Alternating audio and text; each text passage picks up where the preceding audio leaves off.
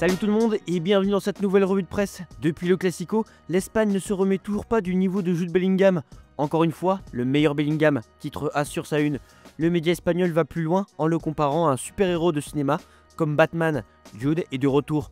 De retour à son meilleur niveau, l'Anglais impressionne de nouveau avec le Real Madrid, auteur de buts décisifs face à la Juventus et au Barça. L'Anglais a retrouvé sa puissance, son influence et son sens du but. Xabi Alonso, satisfait de sa progression physique et mentale, l'utilise de manière hybride et l'a placé côté droit avant que Camavinga reprenne sa place et que l'Anglais soit dans le cœur du jeu madrilène où il rayonne. Plus incisif, plus complet, Bellingham redevient ce joueur total capable d'impacter toutes les zones du terrain. Le Real peut compter sur un Jude retrouvé, prêt à guider l'équipe vers de nouveaux sommets. Sa situation contraste avec un autre joueur qui avait bien profité de son absence, c'est Franco Mastantuono. Mastantuono redescend sur terre, écrit As dans ses pages intérieures. L'Argentin traverse désormais une période plus difficile au Real Madrid après n'avoir joué que 6 minutes contre la Juventus et aucune contre Barcelone. Très prometteur à 18 ans, l'Argentin avait séduit Xabi Alonso par sa qualité, son énergie et son caractère compétitif, mais il voit sa place remise en question par la rotation et le choix de joueurs plus expérimentés. Ses statistiques récentes sont en baisse, avec peu de tirs et de dribbles réussis. Malgré ce coup d'arrêt, l'entraîneur continue de compter sur lui et lui offrira de nouvelles opportunités. Mastantuono doit maintenant se ressaisir pour retrouver son impact sur le terrain et surtout forcer le destin pour se refaire une place dans le 11. On est toujours en Espagne avec plusieurs interrogations concernant Lamine Yamal. L'expert en haute performance et entraîneur sportif Cesco Espar s'est entretenu auprès de Sport. Il alerte sur l'impact de la célébrité soudaine sur Lamine Yamal. Selon lui, l'attaquant blaugrana ne se concentre pas assez sur la performance collective, ce qui limite son potentiel individuel et augmente le risque de blessure, surtout avec la pubalgie. Espar souligne que la jeunesse et la médiatisation peuvent déstabiliser la focalisation nécessaire pour réussir au plus haut niveau. Je suis le premier à le défendre, mais je pense qu'il le fait très mal, il ne le fait pas bien, estime-t-il. Il insiste aussi sur l'importance du repos et de la discipline et rappelle que l'année dernière, les joueurs du Barça étaient entièrement concentrés sur l'entraînement et les matchs. La multiplication des distractions et engagements extérieurs cette saison contraste avec la rigueur la saison passée et complique la progression de l'équipe et aussi Lamine Yamal. Toujours dans Sport qui va plus loin à ce sujet. Après la polémique liée au propos de Lamine Yamal sur le Real Madrid, le Barça a décidé de limiter l'exposition médiatique de Lamine Yamal pour éviter d'autres controverses. Le jeune joueur, initialement prévu à un événement au Pau et à une interview en direct, a été rappelé par le club pour se retirer.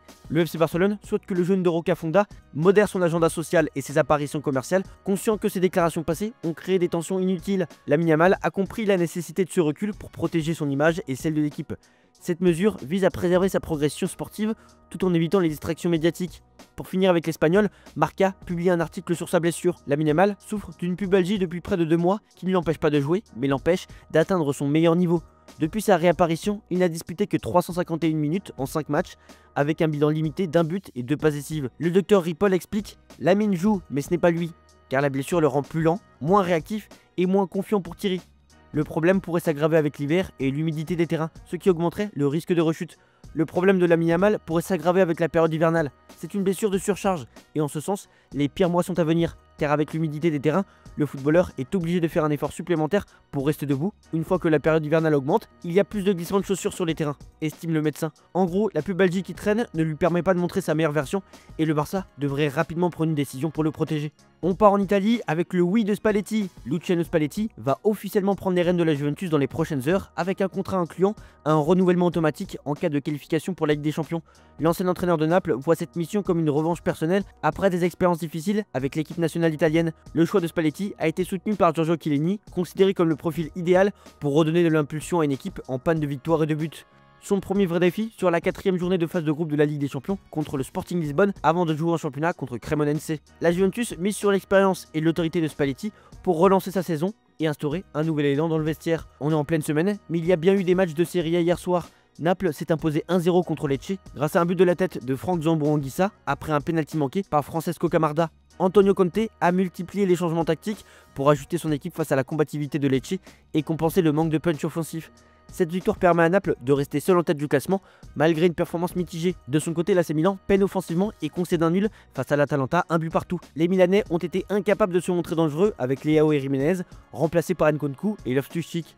Les Rossoneri accumulent les erreurs défensives et souffrent de la pression adverse. Ils ont laissé l'Atalanta égaliser grâce à Lookman. Cette série de résultats ralentit la montée en puissance de l'équipe d'Allegri, alors que Naples prend ses distances en tête de classement. 21 points pour le Napoli et 18 pour Milan. En Angleterre, on se focalise sur le cas Alexander Isak. Il n'est évidemment pas le seul fautif du naufrage de Liverpool, mais depuis son arrivée, il n'a pas été à la hauteur Et le Daily Mirror tient à le rappeler. Améliore ton jeu, titre le média. Le Suédois connaît un début difficile avec son nouveau club après un transfert de 140 millions d'euros en provenance de Newcastle, avec seulement un petit but marqué cette saison. Emil Heskey, ancien attaquant de Liverpool, estime que l'attaquant suédois doit intensifier son travail pour aider le club à sortir de la crise. La condition physique n'est pas tout à fait là où elle devrait être. On dirait qu'il souffle sur le terrain, a déclaré Heskey. L'ancien attaquant insiste. Isaac doit mettre l'intensité suffisante pour progresser. Dans le Daily Mail, on parle de l'anéantissement du Boxing Day. C'est la tradition en Angleterre depuis des lustres d'avoir plusieurs matchs pendant la période des fêtes. Sauf que cette année, il n'y aura pas de journée de championnat anglais le 26 décembre. Effectivement, pour des raisons d'obligation vis-à-vis des diffuseurs, qui ont le droit à 33 week-ends de championnat par saison, la Première Ligue doit faire face à un numéro d'équilibriste et ne peut pas placer une journée hors samedi-dimanche. La journée du Boxing Day sera donc disputée sur un week-end et seul un des matchs de cette journée en question pourra être organisé le vendredi 26 décembre. Pour le Mirror, cet épisode sur le Boxing Day est le dernier exemple en date de la cupidité de la Première Ligue, de Sky et de TNT Sport qui ont détruit tout ce qu'il y a de bon dans le football anglais. Je ne crois pas à leur pitoyable excuse. Cette situation va les frapper de plein fouet, estime un journaliste. On ferme cette page avec un Cristiano Ronaldo qui devient viral sur les réseaux sociaux grâce à une séquence où on le voit se donner un discours d'encouragement à lui-même avant de tirer un coup franc. Un coup franc qui a terminé sa course dans le mur. C'était lors de l'élimination d'Al Nasser en Coupe du Roi. À 40 ans, la superstar portugaise est éliminée par Al Ittihad, équipe de Karim Benzema.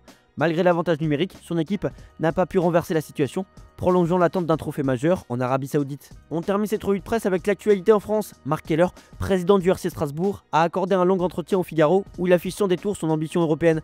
Notre objectif est clair, finir dans les places européennes, affirme-t-il, estimant que cette équipe jeune et dynamique reflète les valeurs de Strasbourg. Il défend également le partenariat avec le groupe Blueco, propriétaire aussi de Chelsea. C'est un partage intelligent, pas une relation de club satellite. Keller insiste sur l'importance de l'identité alsacienne. L'identité, c'est rester à la Méno, voir la cathédrale depuis le stade. Enfin, il conclut avec sa vision à long terme. Mon rêve est que le Racing joue l'Europe chaque année et devienne un vrai club européen. À Paris, on se concentre sur la gestion du retour d'Ousmane Dembélé. De retour de blessure, le Français prépare sa relance avec le PSG et les Bleus. Après cette semaine d'absence, gérée avec précaution par Luis Enrique et son staff, le Ballon d'Or 2025 retrouve peu à peu ses sensations physiques avant les grands rendez-vous européens et la Coupe du Monde 2026.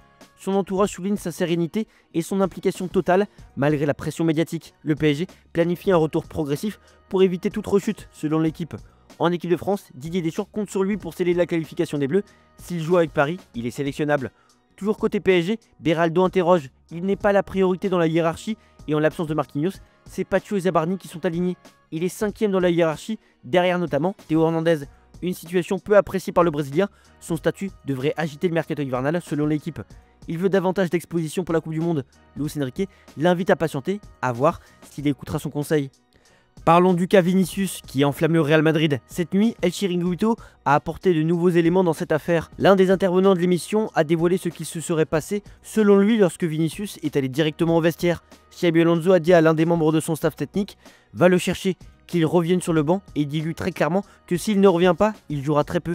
Dis-le lui bien, il jouera très peu s'il ne revient pas. » Sport révèle d'ailleurs que Vinicius a posé une condition. Le Brésilien menace de quitter le Real Madrid si Xabi Alonso reste entraîneur la saison prochaine, avec le PSG comme destination la plus probable. Les liés brésiliens se sont dévalorisés par Alonso, qui le traite différemment de Mbappé, et la relation est désormais irrémédiablement rompue. Son contrat expirant en 2027, Vinicius détient un pouvoir de négociation important pour un transfert estival. Il privilégie le PSG et Luis Enrique, qu'il admire pour son style de jeu et son autorité respectée. Il écarte les pistes saoudiennes ou la Première Ligue et sait que le PSG peut gagner d'autres Ligues des Champions. Voilà, c'est tout pour aujourd'hui. Bonne journée à tous, merci pour votre fidélité et on se retrouve en fin d'après-midi pour le JT Foot Mercato.